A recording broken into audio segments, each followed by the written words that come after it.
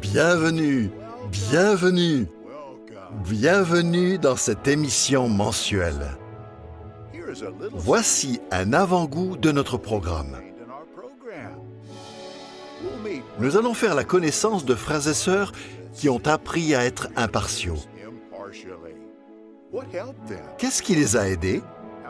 Et comment pouvons-nous être unis dans un monde divisé? C'est ce que nous allons voir. Avez-vous déjà dû rassembler votre courage pour faire ce qui est juste? Ressentez-vous de la déception? Nous verrons ce que l'exemple de Samuel peut nous apprendre.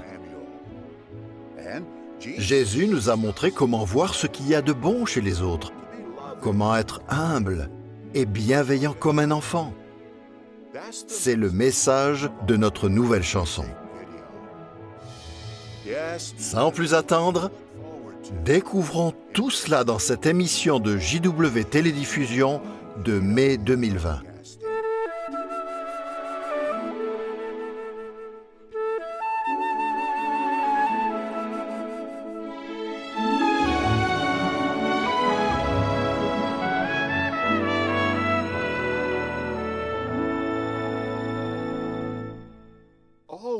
Réjouissez-vous toujours.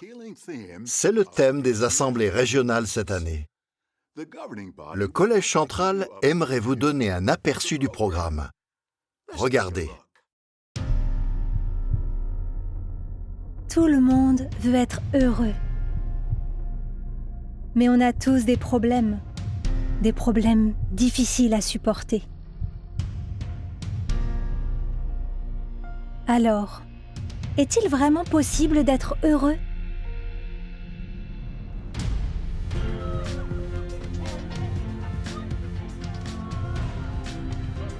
À l'Assemblée régionale 2020 des Témoins de Jéhovah, vous apprendrez comment trouver la joie même quand la vie est dure.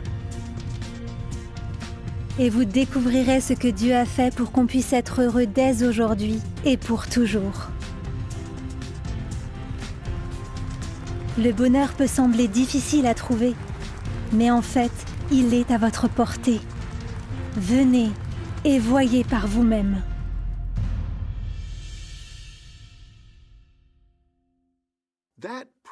Ces images nous rappellent le magnifique programme de notre Assemblée régionale de l'année dernière, ainsi que le film sur le fidèle roi Josias. Mais au fait, comment ce film a-t-il été réalisé? La vidéo suivante va nous en dévoiler les coulisses.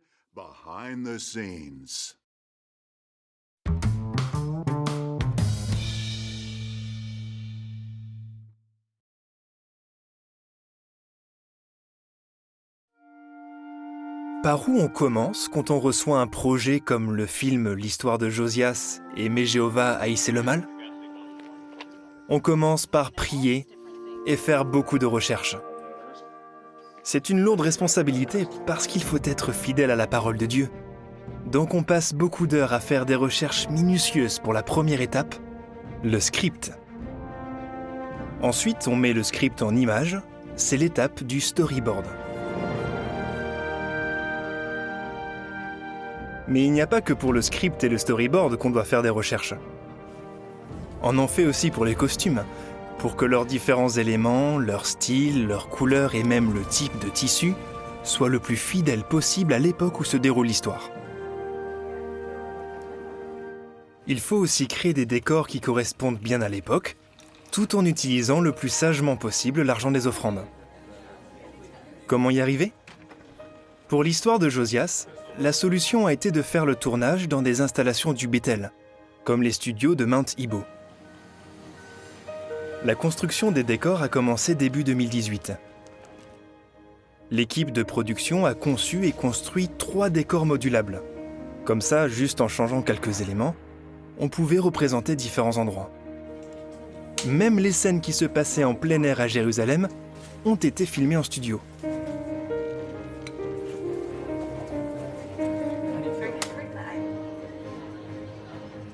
Et pour mettre en scène des foules, on a fait appel à beaucoup de frères et sœurs d'assemblées locales. Après avoir fait des recherches, on a maquillé les acteurs pour qu'ils ressemblent aux personnages de l'époque de Josias. Il y avait plein de détails à prendre en compte.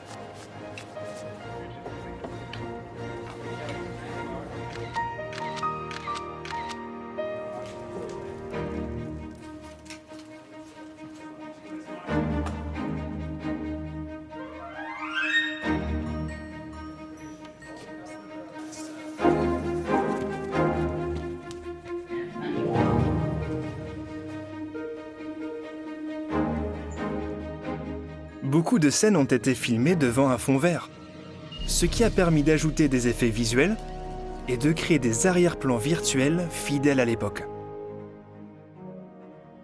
On a incrusté des personnages en action dans un arrière-plan virtuel pour produire des scènes sophistiquées et réalistes.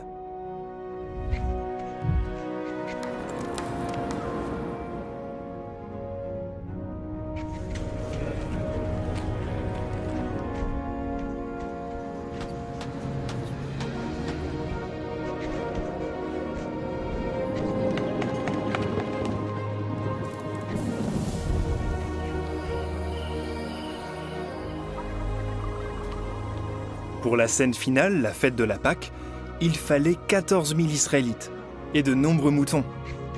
Du coup, on a fabriqué et dupliqué des modèles 3D pour donner une impression de foule. En juillet 2018, l'équipe de production est allée s'installer sur un site en plein air, à la ferme de la Watchtower à Wallkill. Et action!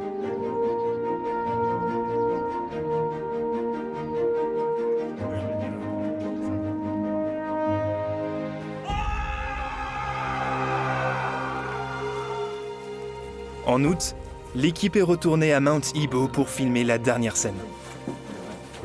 Après 45 jours de tournage et avec plus de 4 téraoctets de prise de vue, l'équipe avait fini la production. Puis le projet a été transféré à Patterson pour le montage.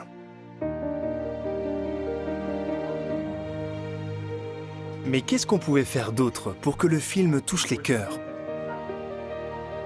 Une étalonneuse a appliqué des filtres pour améliorer la qualité de l'image et créer des ambiances. Il faut que tu guérisses. Ne me laisse pas tout seul. On a aussi enregistré des effets sonores, comme des bruits de pas ou le frottement de l'herbe sèche, pour rendre la mise en scène encore plus vraie et convaincante. Enfin, pour ajouter de l'émotion, on a composé, enregistré et intégré au film la bande originale. Le film L'histoire de Josias a été réalisé pour fortifier les serviteurs de Jéhovah du monde entier. Tu n'es pas tout seul. Jéhovah est avec toi. Cette histoire aide aussi les parents à enseigner à leurs enfants que la parole de Dieu et ses promesses sont puissantes. Ces paroles que je t'ordonne aujourd'hui devront être sur ton cœur. Il faudra que tu les inculques à tes fils et que tu en parles quand tu seras assis dans ta maison et quand tu marcheras sur la route, quand tu te coucheras et quand tu te lèveras.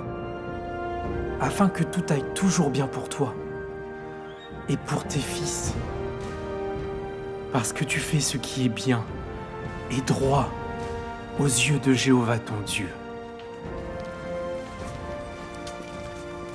Le film L'histoire de Josias montre une fois de plus que Jéhovah fournit à son peuple tout ce qu'il faut pour qu'il garde une foi forte.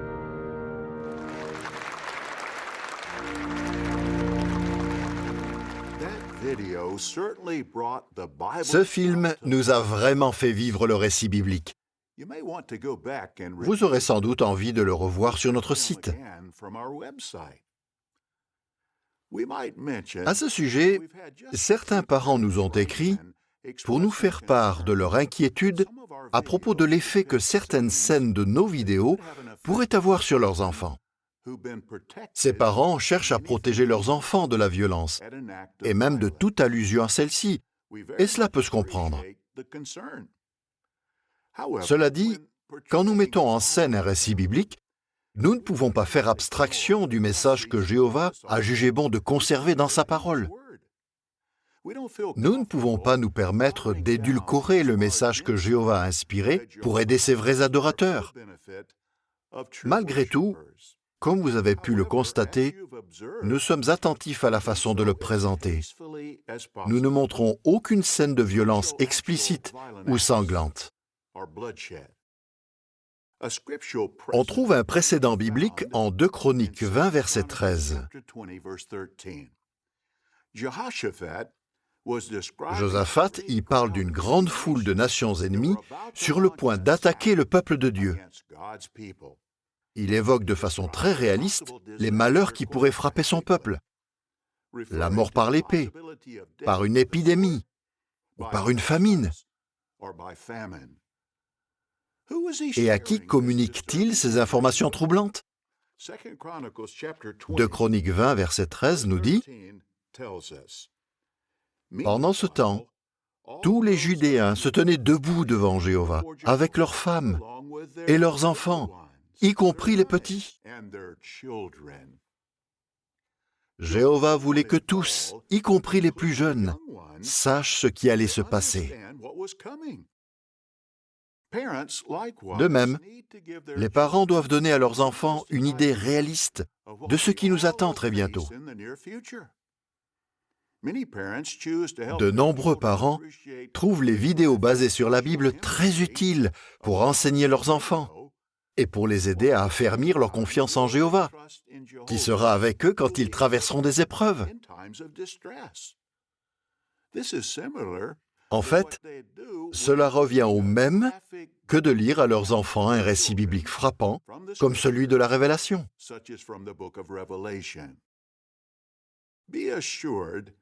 Chers parents, soyez certains que nous continuerons de tenir compte de vos sentiments quand nous produirons une vidéo basée sur un récit biblique où il est question de guerre ou d'autres événements violents. Nous serons vigilants, sans toutefois faire abstraction des détails frappants fournis par la parole inspirée de Dieu.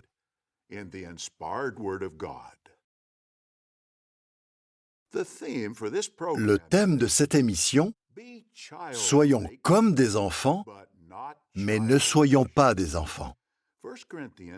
Notre verset thème, c'est 1 Corinthiens 14, verset 20. Frères, pour ce qui est de comprendre, ne soyez pas des enfants. Soyez plutôt des enfants dans le domaine de la méchanceté.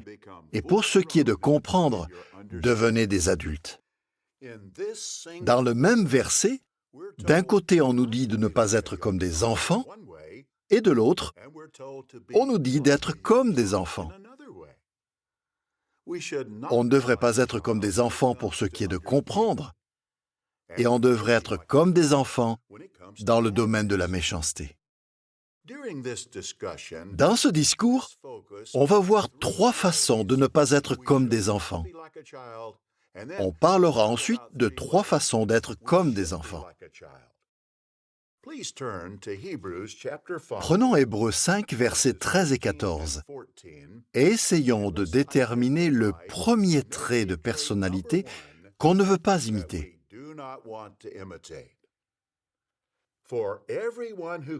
Car celui qui continue de se nourrir de lait ne connaît pas la parole de justice, car c'est un petit enfant. Mais la nourriture solide est pour les gens mûrs, pour ceux dont les facultés de discernement sont exercées par l'usage, à distinguer et le bien et le mal. Un défaut chez les enfants, c'est qu'ils ont tendance à avoir de mauvaises habitudes alimentaires. Réfléchissons. Les enfants préfèrent manger ce qu'ils aiment sans chercher à savoir si c'est bon pour leur santé. La plupart des enfants seraient très heureux de manger des glaces, des bonbons, des biscuits et d'autres friandises à tous les repas. Alors on peut se demander, sur le plan spirituel, qu'est-ce que notre appétit et nos habitudes alimentaires révèlent sur nous? Par exemple, comment utilise-t-on notre temps libre? Est-ce qu'on passe de longues heures à regarder la télévision ou à lire des choses qui nous nourrissent peu ou pas? Ou est-ce qu'on utilise sagement notre temps libre pour absorber de la nourriture spirituelle solide? Quand on reçoit un nouveau numéro de la tour de garde, est-ce qu'on le survole rapidement? On regarde juste quelques sous-titres et puis on passe à autre chose? Ou est-ce qu'on prend le temps de creuser les vérités bibliques pour mieux les comprendre? Est-ce qu'on prend vraiment le temps de méditer? Méditer, ce n'est pas rêvasser. Méditer, c'est concentrer son esprit sur un sujet. Pendant votre lecture, faites une pause et demandez-vous, qu'est-ce que ça m'apprend sur Jéhovah? Avec qui je pourrais partager cette idée? Qu'est-ce que Jéhovah est en train de me dire? Quel est le lien avec ce que je connais déjà sur ce sujet? Comment je peux l'appliquer dans ma vie? Jacques 1, verset 25, nous encourage à plonger nos regards dans la parole de Dieu. Le mot grec traduit par « plonge ses regards » emporte l'idée de se pencher en avant pour regarder. Illustrons. Lire la Bible en entier sans méditer, ce serait comme traverser au pas de course le plus grand musée du monde, en jetant de temps en temps un coup d'œil sur les expositions. C'est vrai, on va apprendre des choses. Mais plonger ses regards dans la parole de Dieu en méditant, c'est comme s'arrêter tout le long de notre visite. C'est même se pencher et examiner attentivement les objets, les expositions et les œuvres sous différents angles. Ça va augmenter notre connaissance et notre gratitude. En fait, sur le plan spirituel, notre appétit et nos habitudes alimentaires montrent si oui ou non on est toujours des enfants, c'est-à-dire des personnes qui ont tendance à avoir de mauvaises habitudes alimentaires. Maintenant, prenons Éphésiens 4, verset 14. Dans ce verset, voyons le deuxième trait de personnalité qu'on ne veut pas imiter. Ne soyons donc plus des enfants, ballottés comme par les vagues et emportés ici et là par tout vent d'enseignement, au moyen de la fourberie des hommes, au moyen de la ruse, employée dans des manœuvres trompeuses. Alors, quel est ce trait de personnalité? Les enfants peuvent facilement être trompés.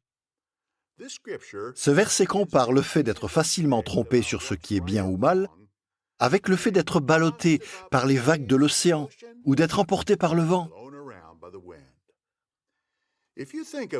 Pensez à un morceau de bois qui flotte dans une mer agitée ou à un bout de papier qui vole dans une tempête.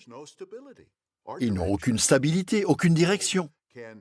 Ils peuvent facilement aller n'importe où, dans n'importe quelle direction. Eh bien, de la même façon, les jeunes enfants peuvent facilement être trompés. Par exemple, s'ils ont le choix entre une petite pièce qui brille et un gros billet, ils choisiront sûrement la pièce qui brille. Alors, venons-en à l'application. Qu'est-ce que nos choix révèlent sur nous? Est-ce que la musique qu'on écoute, nos divertissements, nos vêtements et notre aspect général montrent qu'on est en train d'être trompé, ne serait-ce qu'un peu, par Satan et son monde? Satan est déterminé à nous tromper, mais Jéhovah nous dit en 1 Corinthiens 14, verset 20, le verset que nous avons lu plus tôt, de ne pas être des enfants pour ce qui est de comprendre.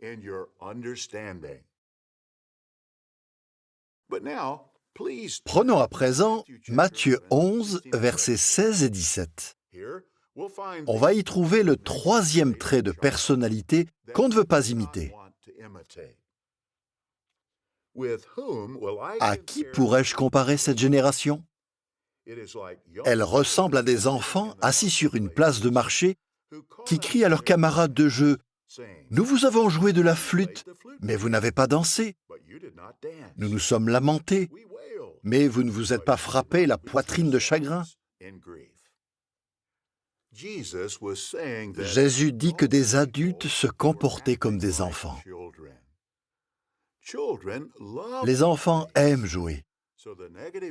Le souci avec les enfants, c'est qu'ils préfèrent jouer plutôt que travailler. Réfléchissons. Un jeune enfant passe la plus grande partie de sa journée à jouer, jouer, jouer et jouer encore. Il passe presque tout son temps à s'amuser. Mais plus tard, quand l'enfant va à l'école, sur quoi doit-il prendre du temps pour pouvoir y aller? Il doit le prendre sur le temps qu'il passe à jouer. Maintenant, appliquons ça à notre relation avec Jéhovah. A-t-on fait des progrès pour ce qui est de racheter du temps sur nos loisirs? Éphésiens 5, verset 16 nous encourage à faire le meilleur usage possible de notre temps. D'après la note, le verset veut littéralement dire « racheter le temps », c'est-à-dire le racheter sur des activités moins importantes. On devrait donc tous se poser cette question. Avons-nous racheté la plus grande partie de notre temps de détente pour des activités spirituelles plus importantes? On vient de voir 3 défauts courants chez les enfants et qu'on veut éviter. Si on avait eu le temps, on aurait pu parler d'autres défauts des enfants. Par exemple, ils ont tendance à être facilement distraits. Leur curiosité leur cause souvent des problèmes. Et ils réclament en général beaucoup de temps et d'attention.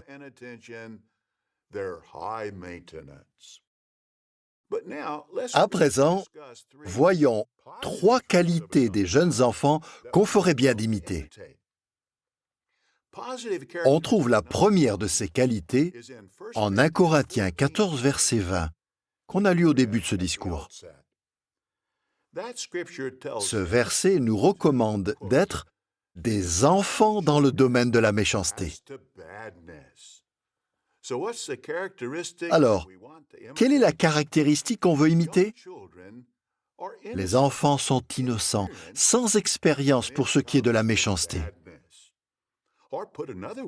Autrement dit, ils n'ont pas fait de choses vraiment mauvaises. Comme les enfants, on ne veut pas avoir de connaissances ou d'expérience dans ce qui est mal.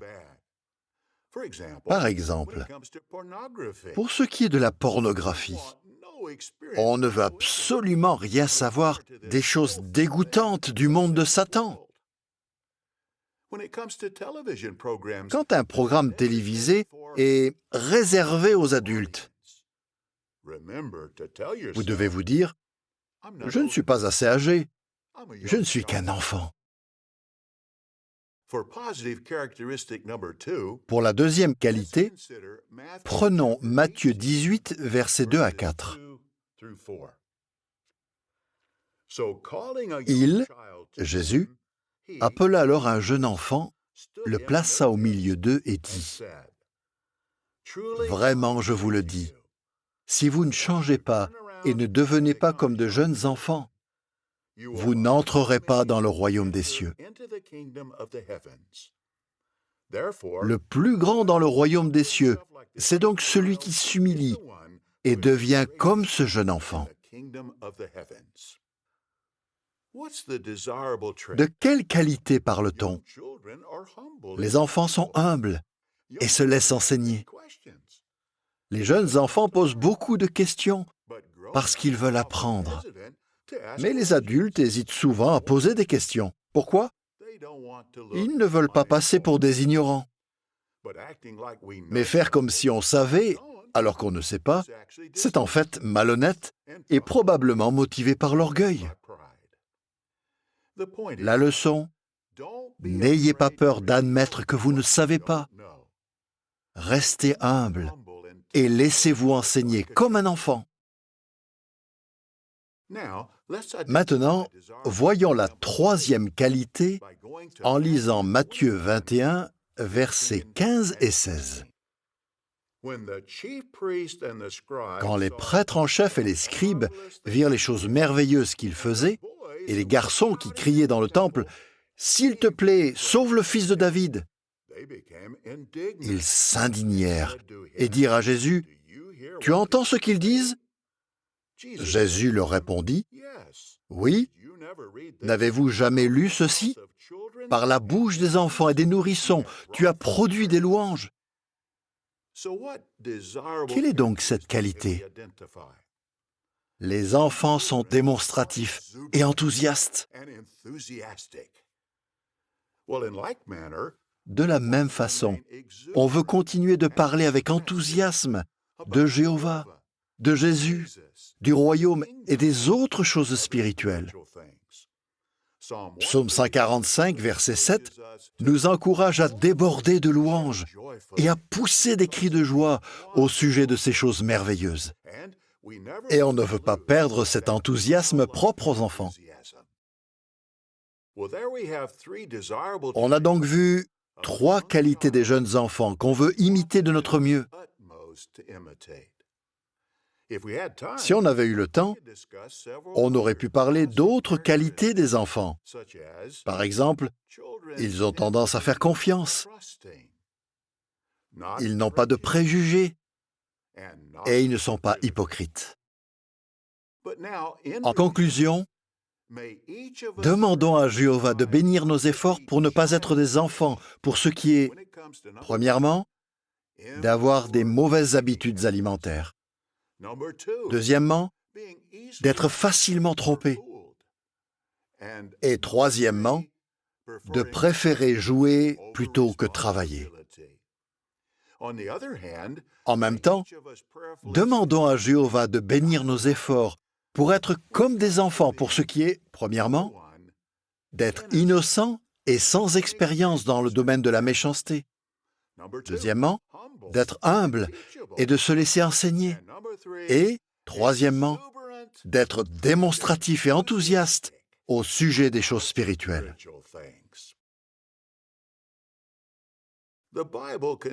La Bible parle de nombreux hommes et femmes fidèles. Nous pouvons tirer profit de leur exemple. Dans la fiction qui suit, voyez ce qu'une famille apprend de Samuel.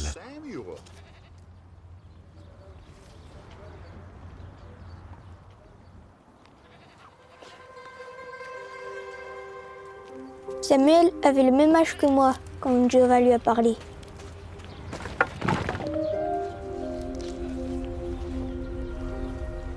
Il respectait Élie, mais il a dû défendre ce qui était bien.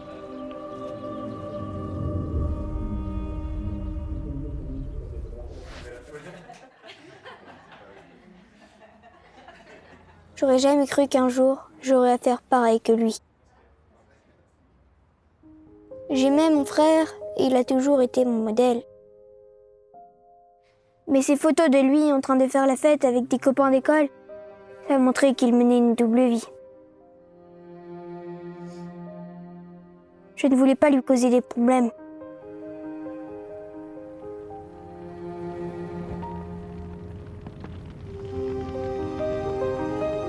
Mais je savais que je devais dire quelque chose.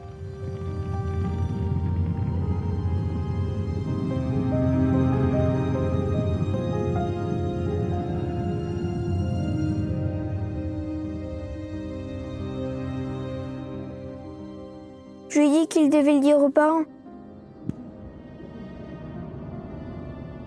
Mais il m'a dit que j'avais pas intérêt à leur en parler.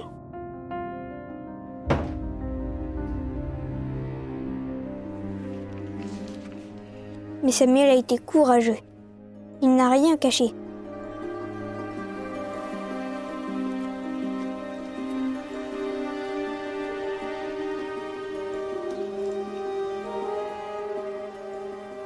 Et Jéhovah était avec lui.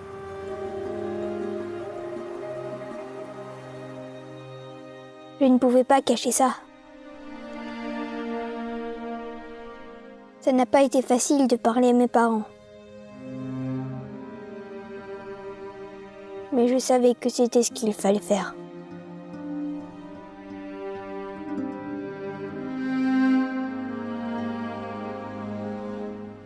Bien sûr, on était fiers de Dany, mais Sur le moment, on était sous le choc. Peut-être qu'en fait, c'était juste un malentendu.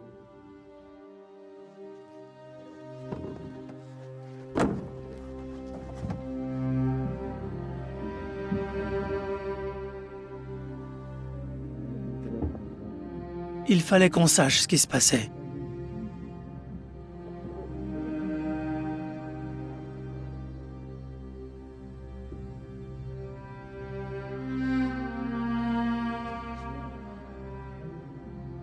On voulait seulement l'aider.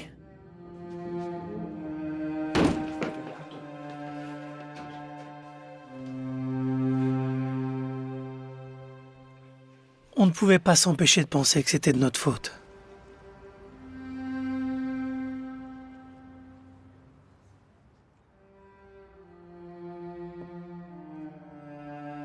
Et puis, on s'est rappelé l'exemple de Samuel.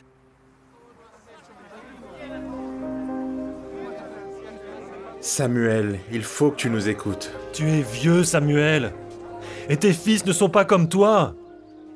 Ils acceptent des pots de vin. Ils détournent les lois de Jéhovah. Ils font ce qu'ils veulent. Même Samuel a eu des fils qui n'ont pas suivi les principes de Jéhovah.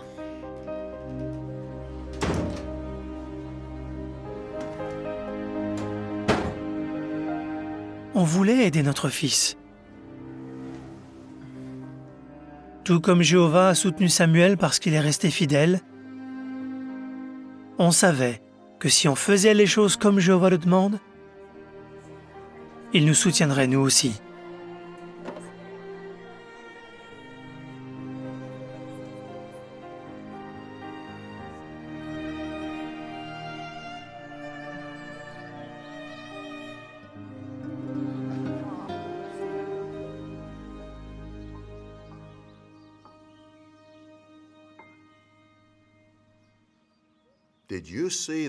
Avez-vous noté la fidélité dont le plus jeune fils a fait preuve en parlant à ses parents de ce que faisait son frère aîné? Et la fidélité des parents qui ont demandé l'aide des anciens?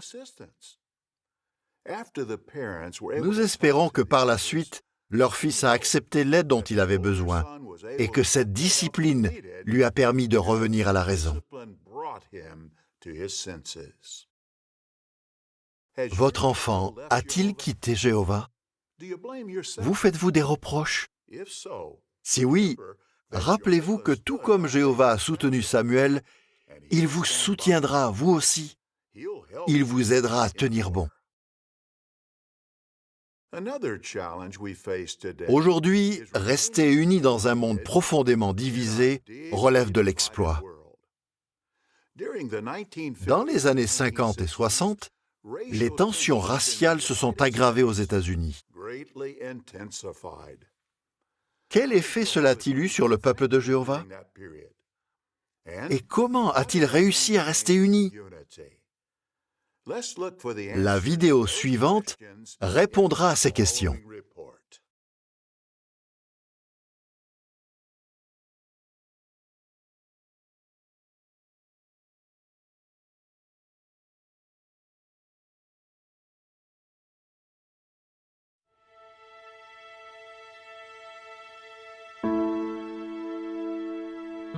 Ma mère disait toujours, Jéhovah ne voulait pas qu'on soit tous pareils. Dans les années 60, on prêchait à toutes les familles du comté, aux blancs, aux noirs, peu importe la couleur. À l'école, on nous incitait à nous engager dans la lutte contre le racisme. On entendait parler des problèmes et des polémiques. On en parlait aux informations et on savait ce qui se passait dans le Sud.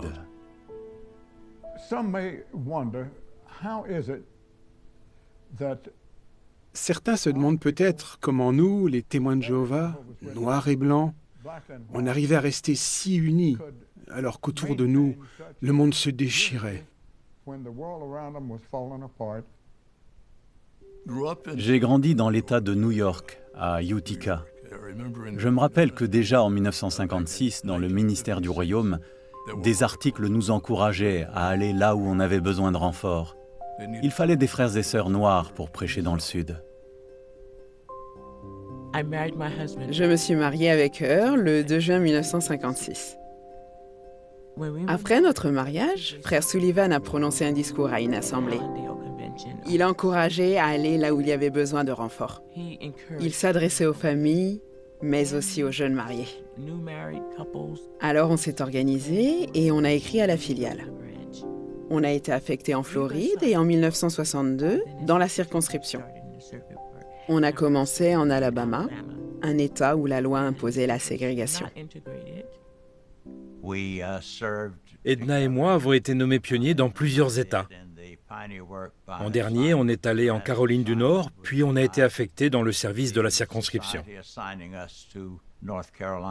Notre première circonscription, c'était en Caroline du Nord et du Sud et en Géorgie. Après, on est allé à Galad.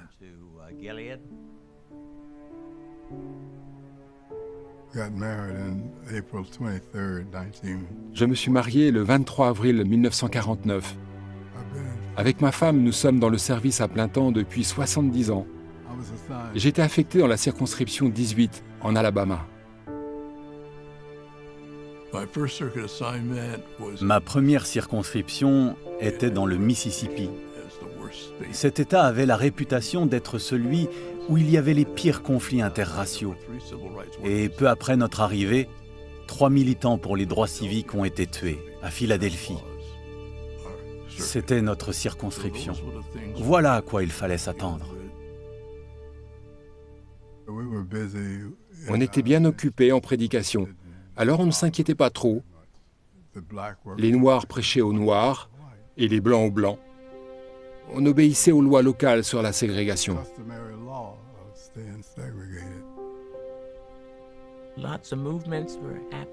Les gens se mobilisaient et vous savez, ils étaient très agressifs. Quand il y avait une marche de protestation ou détention, on n'allait pas en ville pour prêcher dans la rue le samedi après-midi, au cas où il y aurait des rassemblements. On restait dans les endroits plus calmes. Il y avait beaucoup de voyageurs de la liberté, des Blancs et des Noirs qui prenaient le même autocar vers le sud pour protester contre la ségrégation et pour protéger le droit de vote des Noirs. D'ailleurs, des organisations pour les droits civiques fondées dans le Mississippi étaient très actives. Et comme on faisait du porte-à-porte, ils pensaient qu'on parlerait des droits civiques en même temps. Un des frères de la 27e classe, la nôtre, était noir. Et nous sommes devenus des amis proches. Après les cours de Galad, alors qu'on rejoignait notre affectation, on a assisté à une assemblée en Alabama. L'assistance était séparée en deux, les Blancs d'un côté et les Noirs de l'autre. C'était très difficile et même douloureux de ne pas pouvoir être avec notre ami. On a participé à un débat télévisé. J'y étais avec le responsable de circonscription. Il y avait un prêtre catholique et un pasteur épiscopalien. Le jeune pasteur, qui était blanc, m'a demandé ce que nous faisions pour soutenir les manifestations. Alors je lui ai répondu que nous ne faisions rien. Quel contraste entre nous. Eux, ils n'arrêtaient pas leurs manifestations pour nous aider à prêcher. Alors nous, on n'allait pas arrêter de prêcher pour les soutenir. Les frères se sont toujours souciés les uns des autres. Et s'il y avait une assemblée noire et une assemblée blanche, on témoignait le même amour aux frères et sœurs des deux assemblées. La loi nous interdisait de nous réunir, donc on ne le faisait pas. Mais on pouvait se parler et se rendre visite. À l'époque, les frères s'entraidaient beaucoup entre noirs et blancs. Par exemple, si on avait du mal à trouver un endroit pour se réunir, les frères blancs faisaient appel à leurs relations pour nous aider. On coopérait déjà bien. Une fois que certaines lois civiques ont été votées, les assemblées ont commencé à se mélanger.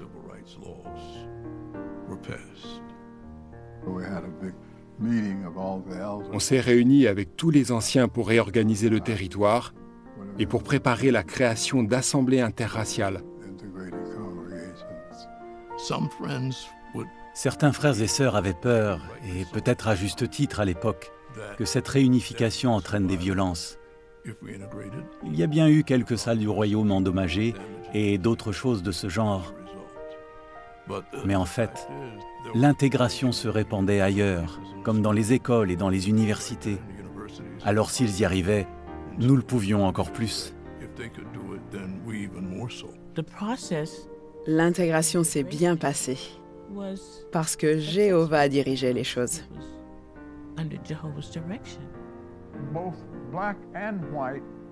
Qu'on soit noir ou blanc, on avait un point commun. On aimait Jéhovah. Mais on n'y est pas arrivé tout seul. C'est Jéhovah qui nous a rassemblés. Et depuis ce temps-là, on est unis.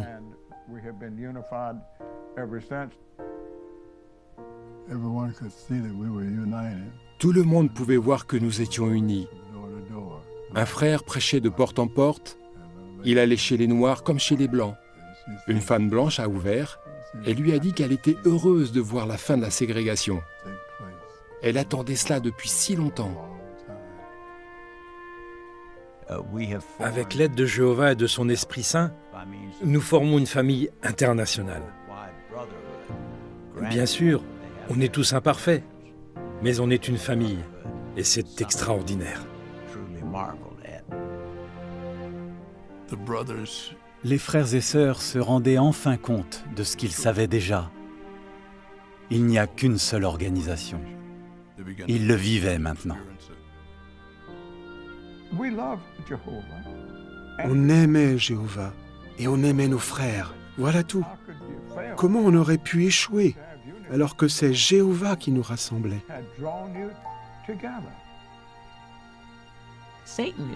Satan a l'art de diviser les gens. Jésus, lui, est mort pour tout le monde. À l'exception de qui? De personne.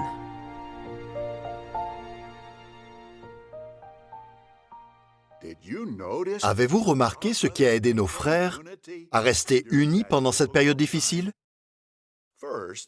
Tout d'abord, la ségrégation n'empêchait pas nos frères et sœurs de s'épauler et de s'entraider. Qu'ils soient noirs ou blancs, ils étaient unis au service de Jéhovah. Ensuite, ils se concentraient sur la prédication et ils ne se mêlaient pas aux mouvements sociaux. Ils faisaient savoir à tous que le royaume de Dieu est l'unique solution aux problèmes de l'humanité, y compris aux fléaux que sont les préjugés et les inégalités raciales. Enfin, ils ont fait preuve d'amour envers Jéhovah et envers leurs frères et sœurs. Comme l'a dit frère Benford, comment aurions-nous pu échouer alors que c'est Jéhovah qui nous rassemblait? Impartialité, humilité, bienveillance. Ce sont des qualités que Dieu possède et dont les enfants font naturellement preuve, comme le montre la nouvelle chanson.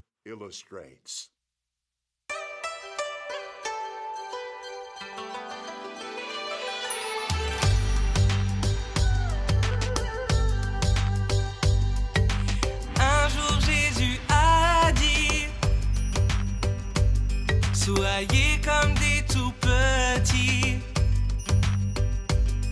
parmi tant d'humains fiers et arrogants. Il faut garder un cœur d'enfant, voir en son prochain quelqu'un que Dieu aime comme il nous aime tous. Comme un enfant,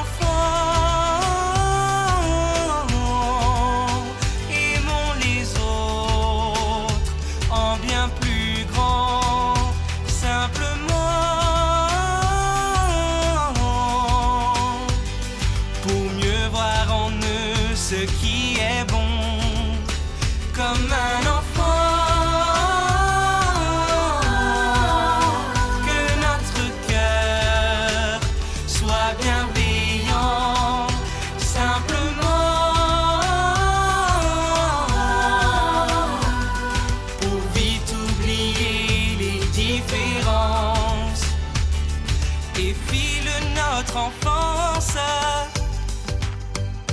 entouré d'indifférence.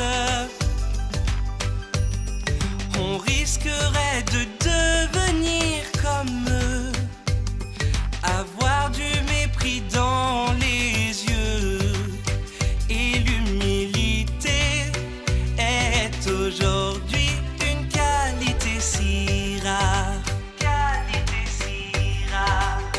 Comme un enfant,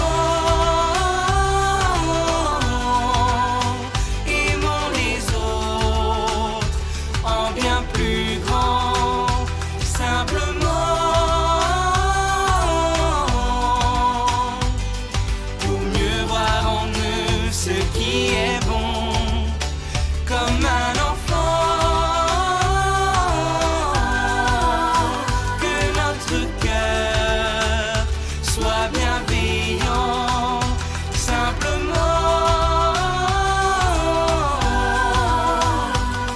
pour vite oublier les différences. Garde un cœur d'enfant. Et puis le temps passe, on sert Jéhovah, on trouve sa place, on trouve sa joie, mais n'oublions pas, dans ce monde arrogant, il faut garder le cœur d'un enfant.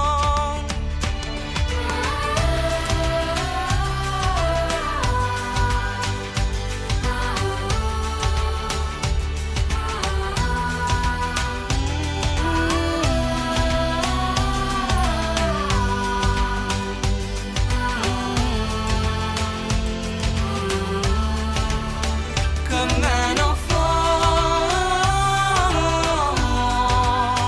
aimons les autres en bien plus grand, simplement, pour mieux voir en eux ce qui est bon. Comme un enfant,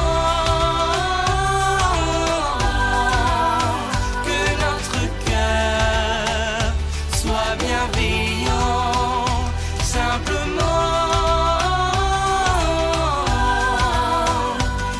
pour vite oublier les différences. Garde un cœur d'enfant. Quelle belle chanson! Nous avons plus que jamais besoin de garder un cœur d'enfant.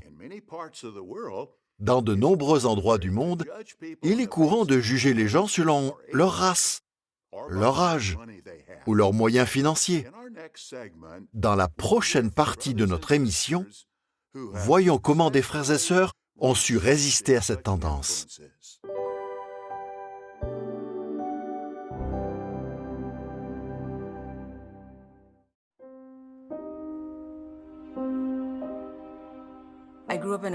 J'ai grandi dans un pays où les gens te jugent selon ta couleur de peau.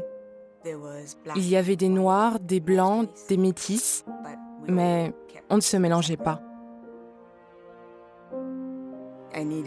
Il fallait que j'apprenne à voir la personne plutôt que la couleur. Ici, il y a une grande diversité culturelle. Et pourtant, les préjugés sont toujours là. Je vois souvent que les gens qui viennent d'un autre pays sont mis de côté, ou bien on leur fait sentir qu'ils ne sont pas les bienvenus. Si on ne fait pas attention, ce genre d'attitude pourrait s'introduire dans l'assemblée. Et ceux qui sont de la même culture pourraient avoir tendance à rester entre eux. Dans le pays d'où je viens, les jeunes montrent un grand respect aux personnes plus âgées. Par contre, les personnes âgées n'ont pas beaucoup de respect pour les jeunes. Cette façon de voir, cette culture, fait qu'on hésite souvent à recommander les jeunes comme anciens dans les assemblées. On va se dire, à mon avis, il est trop jeune pour être nommé ancien. Ici, les gens cherchent à devenir ton ami s'ils ont l'impression que tu as beaucoup d'argent. Dans certains quartiers, on se demande ce que tu fais là si tu n'as pas l'apparence qu'il faut, parce que tu ne portes pas des vêtements de marque, que tu ne conduis pas une belle voiture ou que tu n'as pas un métier prestigieux. Si on était comme ça dans l'Assemblée, ce qu'a dit Salomon pourrait se vérifier. On pourrait chercher à devenir les amis de ceux qui ont beaucoup d'argent et abandonner ceux qui sont pauvres. J'aime bien l'exemple de Pierre dans Galates. Il a été élevé dans un environnement où il y avait beaucoup de préjugés et il ne s'est pas débarrassé de ces préjugés du jour au lendemain. Si je ne fais pas attention, je pourrais facilement retomber dans la tendance à m'arrêter à la couleur de peau. Et ça influencerait ma façon de voir mes frères et sœurs dans l'Assemblée. L'article dit que quand on utilise la Bible, ça peut nous aider à faire des changements. Il faut s'examiner constamment pour continuer à progresser.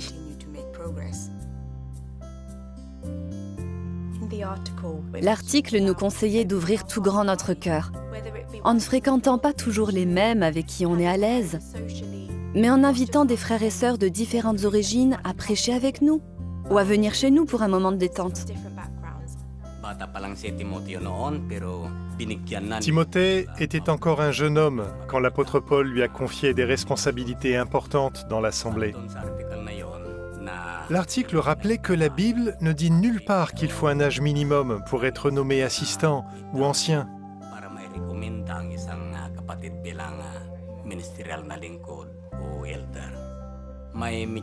Ça a fait tellement de bien à notre assemblée d'avoir un jeune frère comme ancien.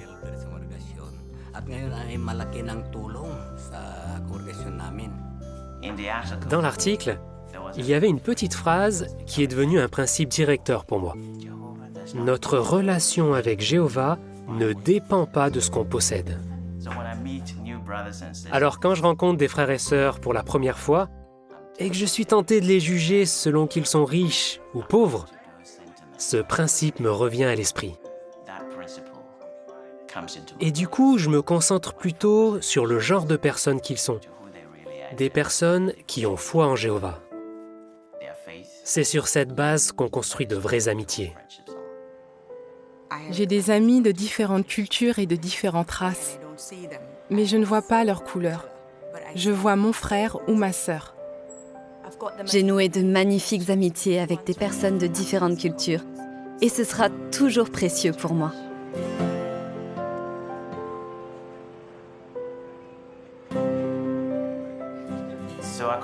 Dans notre assemblée, tout le monde se sent bien. Qu'on soit riche ou pauvre, ça n'a pas d'importance. Nos amitiés ont pour base notre amour pour Jéhovah.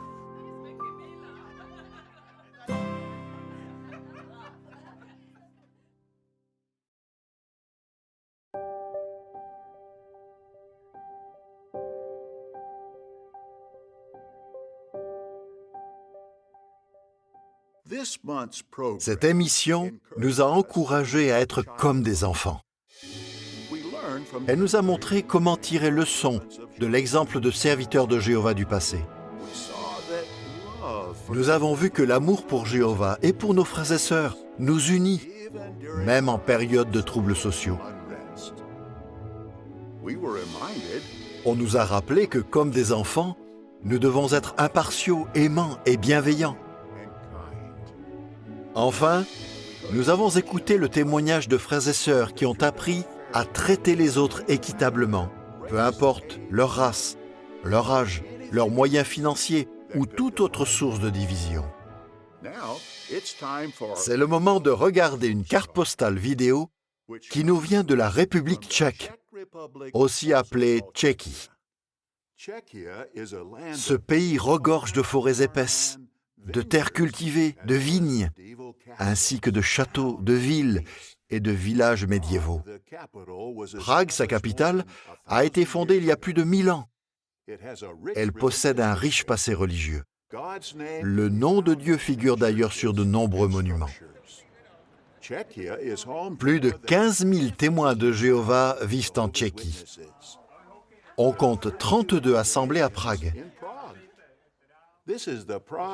Voici l'assemblée de Prague-Davice, qui compte 84 proclamateurs, dont 13 pionniers permanents.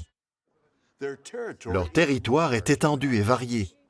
Ils prêchent dans le centre historique de Prague et les quartiers voisins, dans les parcs et sur les campus universitaires.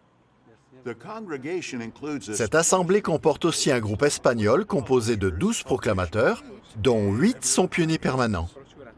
Ce groupe parcourt toute la ville. Zbigniew et Jarmila Bucifal ont participé à la production de publications bibliques en secret sous le régime communiste, alors que l'œuvre des témoins de Jéhovah était interdite. Zbigniew a été condamné à travailler dans une mine de charbon pour son refus de faire le service militaire. Quand le régime communiste a pris fin, il est devenu responsable de circonscription. Nos frères et sœurs de l'Assemblée de Prague d'Evejce vous adressent leurs chaleureuses salutations fraternelles. Un peu plus tôt, vous avez eu un aperçu de l'Assemblée régionale de cette année. Réjouissez-vous toujours. Mais aimeriez-vous voir la bande-annonce du film qui retrace l'histoire de Néhémie, un homme courageux? C'est parti. Bien loin d'Israël vivait un Juif, à qui le roi de Perse faisait entièrement confiance. Il pensait que son peuple adorait fidèlement Jéhovah à Jérusalem, jusqu'au jour où... Les murailles de Jérusalem sont en ruine, et ses portes ont été ravagées par le feu. La plupart des gens ne respectent pas la loi de Dieu.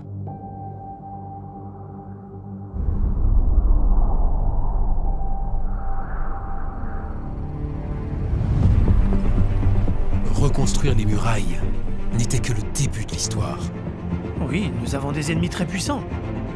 J'ai une idée. On n'a qu'à dire que Néhémie se rebelle contre le roi. Néhémie est loin d'ici, il est à Suse. Qui va lui dire? C'est ma province. Ici, c'est moi qui décide. J'ai le droit de vivre où je veux, et toi aussi. Ils auraient besoin d'aide pour faire face à ce qui les attendait. Chaque homme doit trouver son bonheur. Et j'ai bien l'intention de trouver le mien. Tout le monde est d'accord avec ce qu'on fait. Alors pourquoi pas toi? On ne va pas laisser de simples menaces nous arrêter. C'est exactement ce qu'ils veulent. Tu vas vraiment attendre qu'ils tuent quelqu'un? On ne peut rien faire pour empêcher ça. Souviens-toi de moi et bénis-moi, ô mon Dieu.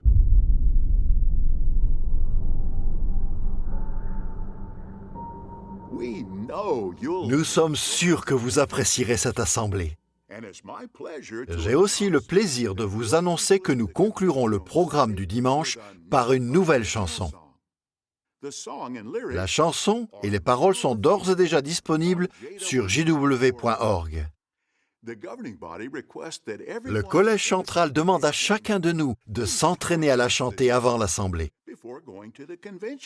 Si certains frères et sœurs ont du mal à télécharger la chanson, merci de les aider et de vous entraîner avec eux. Nous pourrons ainsi chanter à pleine voix et louer Jéhovah de tout cœur. Nous voici arrivés à la fin de notre émission mensuelle. Soyez sûrs que le Collège central vous aime tous beaucoup, chers frères et sœurs. C'était JW Télédiffusion depuis le siège mondial des témoins de Jéhovah.